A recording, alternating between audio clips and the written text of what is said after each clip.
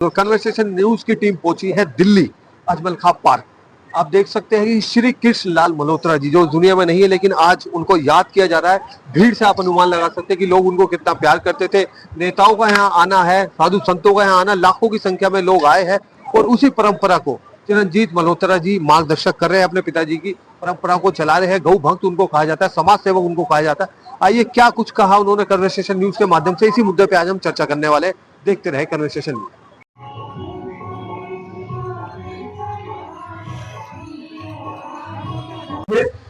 ये इसके बाद जो लगाया था बात उतना लगा देंगे। अब इसके बाद मैं पहले तो खड़े आए थे।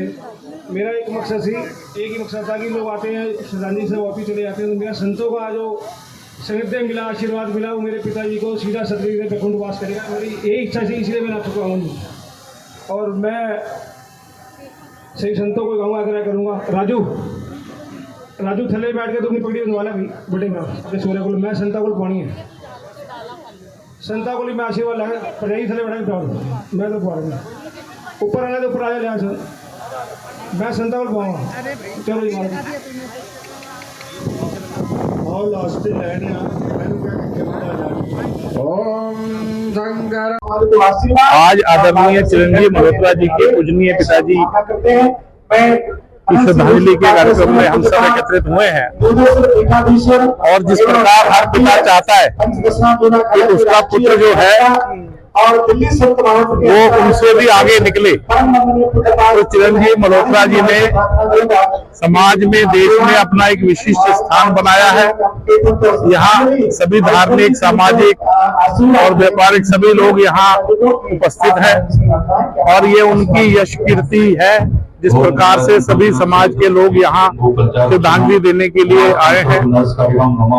जब कोरोना के काल की मुझे याद है कि जिस समय कोई अपने रिश्तेदार के भी शव को हाथ लगाने से डरता था, उस समय भी जो शव जिनका कोई भी रिश्तेदार नहीं होता था, कोई परिवार का नहीं होता था, तो उनके शव का संस्कार करना और केवल शव का संस्कार नहीं करना, उनके फूलों को लेके जाना और हरिद्वार में उनका विसर्जन करना और ऐसे अनेक प्रकार के सेवा कार्य उनके द्वारा लगातार संपन्न होते रहे हैं। और इस प्रकार से जो भारत के नौजवान हैं उनके लिए एक प्रेरणा स्रोत है। तो हम भी विश्व हिंदू परिषद दिल्ली प्रांत की ओर से यहाँ उपस्थित हुए हैं और हम उनके पूजनीय पिताजी के श्री चरणों में अपनी श्रद्धांजलि अर्पित करते हैं। और सामाजिक परिवार है श्री कृष्णलाल मल्होत्रा जी, जो पार्टीशन के दौरान यहाँ हिंदुस्तान में आए और खाली हाथ आए और यहाँ अपनी मेहनत और अपने परिश्रम के बल पे उन्होंने जो है अपने परिवार को खड़ा किया, अपने व्यापार को खड़ा किया। और उनके बाद उनके जो पुत्र हैं चिरंजीव मल्होत्रा जी, उन्होंने जो है अपनी सेवा से जो है समाज में एक अलग पहचान बनाई है। तो हम सब लोग उनके पिताजी, पूज्य पिताजी को श्रद्धांजलि अर्पित करने आए हैं और चिरंजीव मल्होत्रा जी के लिए प्रार्थना करने आए हैं कि वो इसी तरह से जो है समाज में सेवा में लगे रहें। मानस में एक प्रसंग आया है, सुनो भरत भावी प्रबल बिलक कहे मुनिनाथ, हान लाभ जीवन मरण जस अपजस विदेहात। वास्तव में पुत्र वही है जो माता पिता की सभी कामनाओं की पूर्ति करे। जिन माता पिता की सेवा की तिन तीर्थ आन कियो न कियो। इस कलिकाल में चिरंजीत मल्होत्रा जी को राम कहूं, भरत कहूं, ऐसा माता पिता का सेवक पुत्र यत्र तत्र देखने को नहीं मिलता। हमारे संस्कृति में कहा है, पूत कपूत तो कादन संचय, पूत सपूत तो कादन संचय। इसी दिन के लिए पुत्र को जन्म दिया जाता है, इसी दिन के लिए। वास्तव में आदरणीय मल्होत्रा जी ने अपनी माताजी के प्रति, पिताजी के प्रति जो ये कार्य किया है, वास्तव में पुत्र का यही धर्म है, यही कर्तव्य है। सुन जननी सोई सुत बड़ भागी, जो पित मात चरण अनुरागी। उसी पुत्र का जन्म धन्य है जो अपने माता पिता की इस प्रकार के उत्सव करे। आदरणीय चिरंजीत मल्होत्रा जी ने अपने पिताजी के प्रति इस प्रकार का, देखो आप एक दो कई संत आते हैं, हजारों संत, हजारों विद्वान हैं, इससे पता लगता है कि मरे उतने जिन कीर्तनाएं, इनकी कीर्ति कितनी पवित्र है।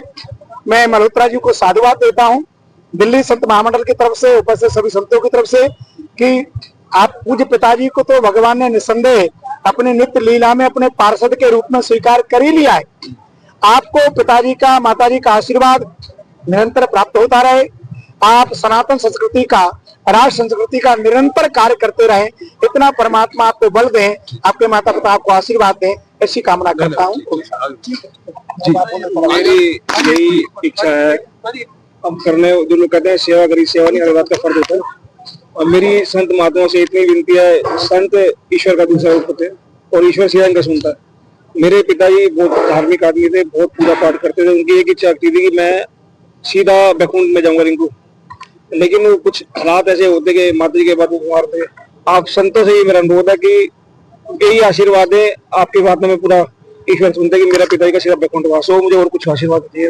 बाकी ये मेरे पिताजी की आत्म शांति ऐसा सीधा बैकुंठ वास होगा।